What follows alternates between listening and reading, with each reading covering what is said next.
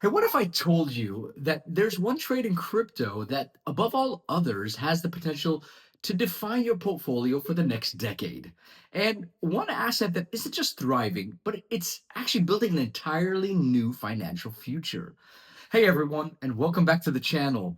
Today, we're going to deep dive into why Ethereum, often seen as like Bitcoin's, little sibling, is, in my opinion, the single most important trade you can make in the crypto space right now.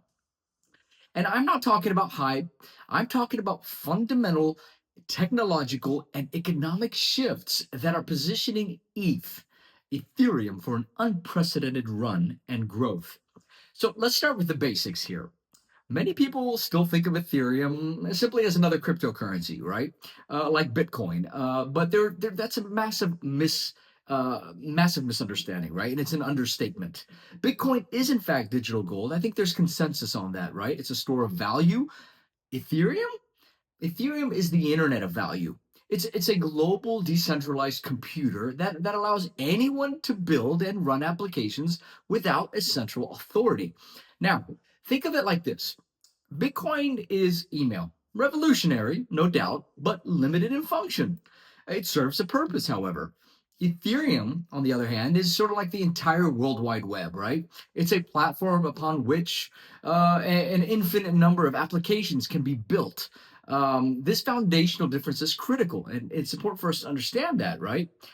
It means Ethereum's value isn't just about supply and demand for a token.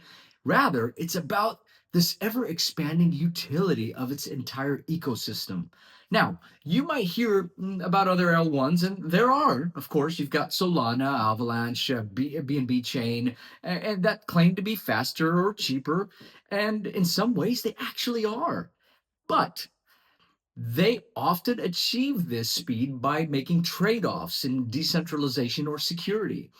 Ethereum's core philosophy prioritizes these fundamental properties, ensuring its foundation remains robust and even as it scales. It's like building a skyscraper, right? You might want the strongest foundation possible, even if it takes more time to lay, right? I always think of also a bamboo tree. A bamboo tree takes almost 20 years to build its roots before it actually begins to boom, shoot up to the skies. I kind of look at Ethereum in that light, where speed isn't necessarily sort of the reason behind the importance of bamboo. Now, let's talk economics, because this is where things get really interesting for Ethereum. You've heard of Bitcoin's halving, right? A supply shock that often precedes bull runs. Well, Ethereum has experienced what some are calling a triple halving. In effect, it's transition to proof of stake, or the merge, is really what set this thing off. So, firstly, the merge itself drastically reduced the new ETH issuance by over 90%. Miners are gone, and validators require far less energy and thus far less ETH compensation. Now, secondly, you've got the EIP 1559, and that was implemented back in 2021. It basically essentially burns a portion of the transaction fees. This isn't just a theoretical burn, right? It's happening every single minute as the network operates, right? Often leading to a deflationary supply. We've already seen periods where more ETH is burned than actually created. And thirdly, staking. Over 25% of all ETH is currently staked, earning rewards and removing it from liquid supply. With Shanghai Capella upgrades enabling withdrawals, yes, it's true, we might see some ETH unstaked. It's natural. But the long term trend is towards more staking as the network becomes more robust and attractive. This combination, of course, reduces issuance, burning fees, and staking creates an incredibly powerful deflationary dynamic for a highly utilized asset. Now, compare this to many other L1s, which often have inflationary models with high token emissions to incentivize network participation. Essentially, in their early stages, is even more critical.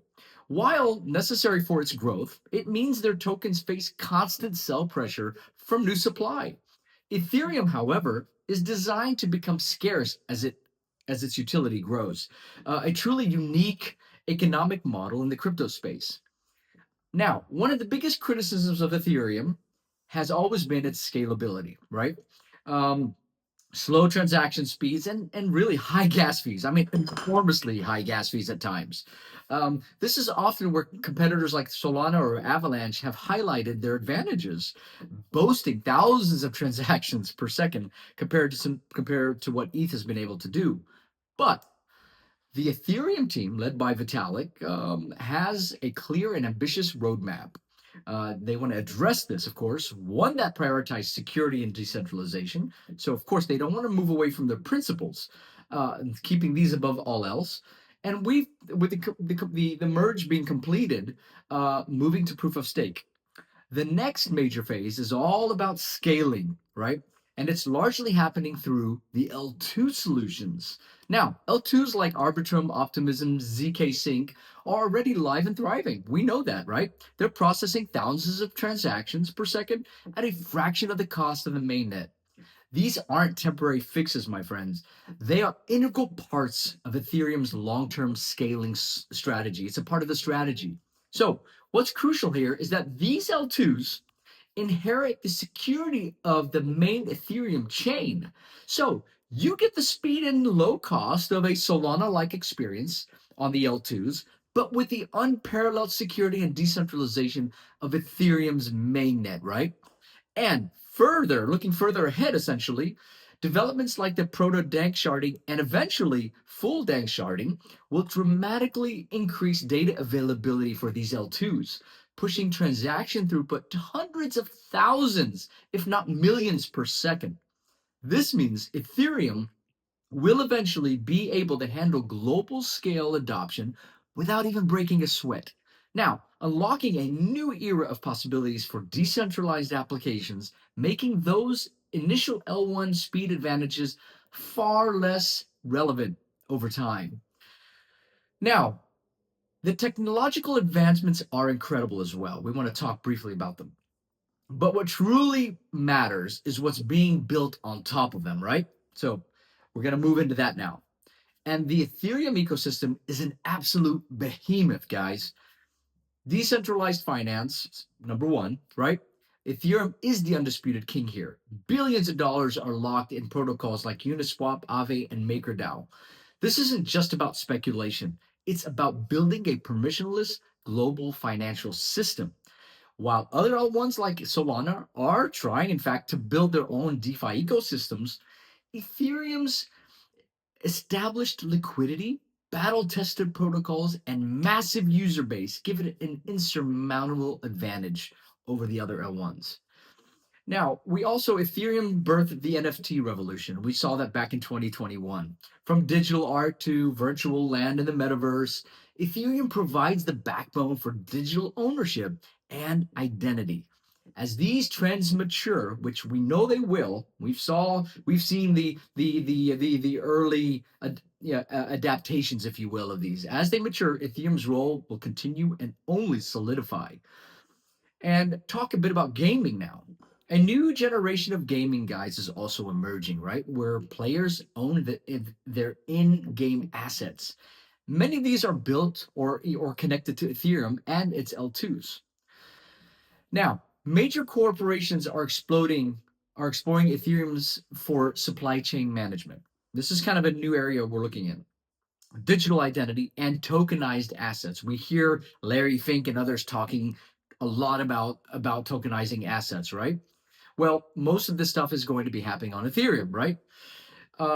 It's even JP Morgan's Onyx is being built on Ethereum-based blockchain. The real-world utility is expanding exponentially. The network effect here is unparalleled. That's what it really comes down to, right? Developers flock to Ethereum because that's where the users are. That's where the liquidity is. Um, and that's where the tools are the most mature. It's a virtuous cycle that other L1s are still struggling to replicate.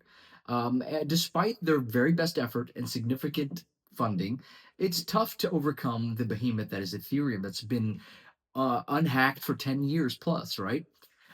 So why is Ethereum the most important trade? Exactly. Because it combines a unique set of powerful catalysts that set it apart from every other L1. Unmatched utility. It's not just a currency, right? It's the platform for the future of finance, art, gaming, and the internet itself, with the deepest ecosystem. It's all sort of intertwined and becoming more and more connected to making it more difficult for the other L2s to sort of like piece out or parse out pieces of it when people know that so much is happening within the Ethereum ecosystem. Now, let's talk briefly about the deflationary pressures. With reduced issuance, burning mechanisms, and the increased staking, its supply dynamics are incredibly bullish for the future, right? Unlike many inflationary competitors, Ethereum does have a major advantage and stands out. And with scalability solved the right way over with patience and time, the roadmap for scaling is clear. And the layer twos, right? The L2s are already delivering, removing the biggest hurdle to mainstream adoption without compromising the core principles. You don't have to leave the Ethereum ecosystem to have security and speed and low cost, because the L2s are going to get more and more and more connected and intertwined, and it's going to be such a seamless experience that it will be very hard for other L1s to replace Ethereum. And then lastly, talk briefly about the network effect, right? The largest developing community, the most dApps, the most users. We know this on and on and on. And so while other projects have their merits, no question about that.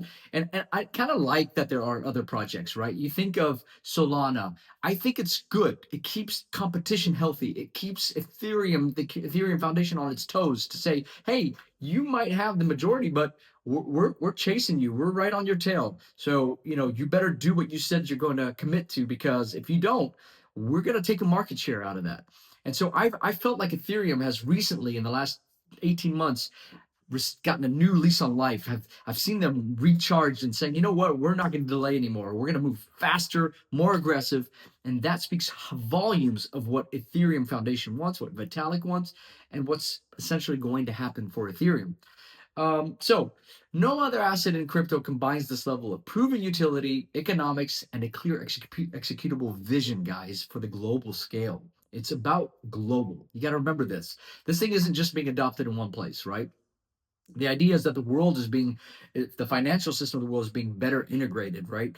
I'm sure they would all like to be coordinated in one ecosystem, and that's where Ethereum really does thrive, right? The powerful economics of that, the vision, etc. So Ethereum isn't just participating in the future of crypto; it's actually building it on the strongest possible foundation.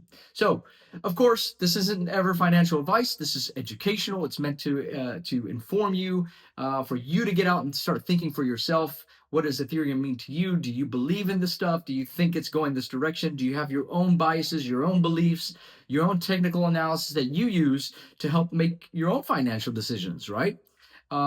Remember, the crypto market is extremely volatile. Always do your research, guys. But if you are looking for a long-term, high conviction play in crypto, Ethereum does stand out, and it's something you should at least look into and have a good understanding of. What are your thoughts on Ethereum compared to other L1s? Let me know in the comments below. I'd love to hear from you. Please subscribe, hit like, because it really does help. It's a new channel. I'm growing. I'm enthusiastic to support the community. I want to help you be a refined investor, not just in crypto, but investing in yourself, investing in your wardrobe, investing in your thinking. All of that matters. And I want you guys to have a splendid rest of your week, and I'll talk to you in the next one.